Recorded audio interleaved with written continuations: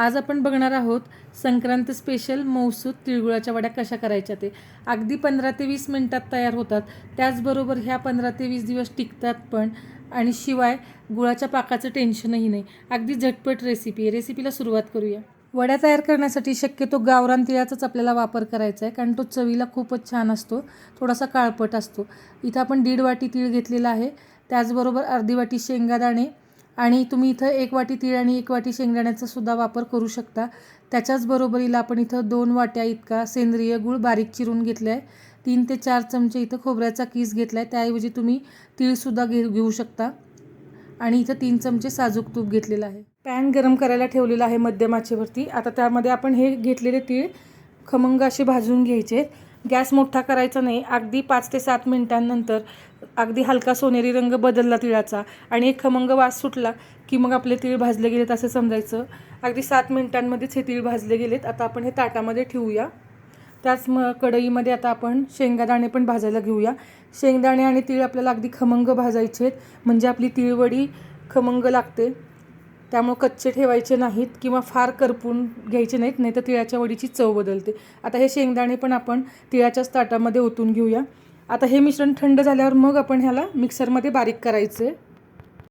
आता त्याच कढईमध्ये गार्निशिंगसाठी जे खोबरं घेतलेलं आहे ते पण आपण मंद आचेवरती नुसतं हलकं भाजून घेणार आहोत. रंग बदलला गेला नाही पाहिजे, पण असं भाजल्यामुळं आपली तीळवडी 20 दिवस टिकली तरी पण खमंग खुसखुशीतच लागते. वडीच्या मुख्य प्रोसेसकडे वळूया. गरम कढईमध्येच आपण 2 चमचे साजूक तूप घालून घेऊया. आणि तूप पगळलं की लगेचच त्याच्यामध्ये आपण बारीक चिरून घेतलेला गूळ आहे तो घालायचा आहे. इथं आपण चिक्कीचा गूळ वापरायचा नाही, अशा कोरड्या गुळाचाच वापर करायचा. त्यामुळं मौसूद आणि खुसखुशीत वडी होते. चिक्कीच्या गुळामुळे वडी वातड होते. आपल्याला गुळाचा पाक तयार करायचा नाही आहे, फक्त हा गूळ व्यवस्थित एकसारखा मेल्ट करून घ्यायचा आहे. अगदी 5 मिनिटांनंतरच हे मिश्रण अगदी व्यवस्थित हलकं झालेलं आहे आणि सगळ्या गुळाच्या गाठी गेलेल्या आहेत आणि मौसूद असं आपलं गुळाचं मिश्रण तयार झालेलं आहे. आता आपल्याला वडी मौसूद होण्यासाठी एक महत्त्वाची ट्रिक करायची आहे, ती म्हणजे या गुळाच्या मिश्रणामध्ये आपण 2 चमचे पाणी घालून घेतलेले. पाणी घातल्यामुळं हे मिश्रण अगदी हलकं होतं आणि हेच ते कारण आहे जे म्हणजे आपली वडी मौसूद होते. आता असं थोडंसं पाणी घातल्यावरती थोडासा फेस यायला सुरुवात झालेली या मिश्रणाला. या स्टेजवरती गॅस बंद करून घ्यायचा आहे आणि या गुळाच्या मिश्रणामध्ये आपल्याला 1 चमचा साजूक तूप घालून घ्यायचं आहे. साजूक तूप घातल्यामुळं आपली तिळगुळाची वडी स्वादाला खूप छान लागते, त्याचबरोबर मौसूद होते आणि तोंडात घालता क्षणी विरघळते. आता ह्या तयार मिश्रणामध्ये आपण शेंगदाणा आणि तिळाचा जो कूट तयार केलेला आहे तो घालून हे मिश्रण व्यवस्थित झटपट मिक्स करून घ्यायचे, कारण की गूळ असल्यामुळं हे मिश्रण लगेचच कोरडं व्हायला सुरुवात होते आणि अगदी घट्ट होतं. त्यामुळं आपल्याला ही प्रोसेस फास्ट करायची आहे. हे मिश्रण व्यवस्थित मिक्स करून घ्यायचे झटपट, कारण की गुळामुळं पटकन हे घट्ट किंवा कडक होण्याची शक्यता असते. इथं बघा अगदी झटपट मिक्स झालेलं आहे आपलं मिश्रण, पण लक्षात ठेवा गॅस आपल्याला बंदच ठेवायचा आहे. त्याचबरोबर आता तूप लावलेल्या ताटामध्ये हे मिश्रण आपण पटकन ओतून घेणार आहोत आणि ताटातलं जे मिश्रण आहे ते स्पॅच्युलाच्या साहाय्याने आपल्याला ताट भरून पसरून घ्यायचं आहे एकसारखं. तुम्ही इथं बर्फी ट्रेसुद्धा वापरू शकता. अशा पद्धतीने आपण स्पॅच्युलाने हे मिश्रण सगळं व्यवस्थित पसरून झालं की ज्या वाटीला आपण तूप लावलेलं होतं त्या वाटीने हे मिश्रण पुन्हा एकदा आपण एकसारखं करून घेणार आहोत, जेणेकरून आपल्या तिळाच्या वड्या अगदी एकसारख्या आकाराने होतील आणि जाडीने पण एकसारख्या होतील. अशा पद्धतीने व्यवस्थित प्रेस करून झालं की हे मिश्रण आपलं व्यवस्थित सेट होतं. आणि त्याचबरोबर आता आपण जो किसून घेतलेलं खोबरं होतं ते त्या मिश्रणावरती आपल्याला टाकून घ्यायचं आहे. हे खोबरं भाजून घेतलेलं आहे, त्यामुळं ही वडी जरी जास्त वेळ टिकली तरी पण आपली वडी अगदी खुसखुशीत आणि चवीला छान लागते.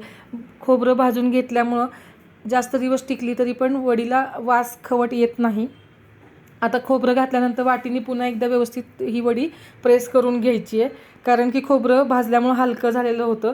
जर जास्त प्रेस नाही झालं तर पटकन खोबरं बाजूला निघू शकतं वडीपासून.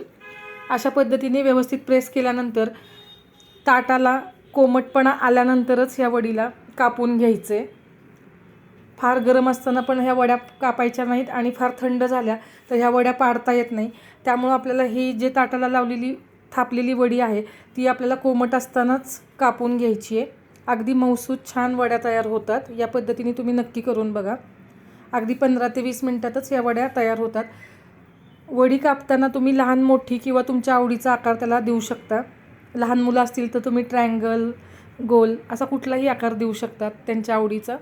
अशा पद्धतीने ह्या वड्या झटपट कापून तयार झालेल्या आहेत. फक्त काढायची गडबड करायची नाही. ताटातलं मिश्रण थंड झाल्यानंतर ह्या वड्या आपोआपच सुटतात आणि झटपट निघतात.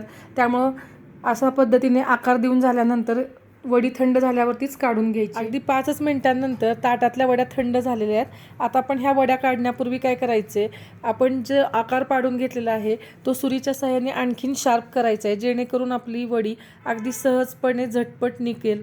इथं बघा अगदी सहज आपल्या ह्या वड्या निघालेल्या आहेत. अशाच पद्धतीने ह्या सगळ्या वड्या काढून घेऊयात. आरामात 15 ते 20 दिवस ह्या टिकतात.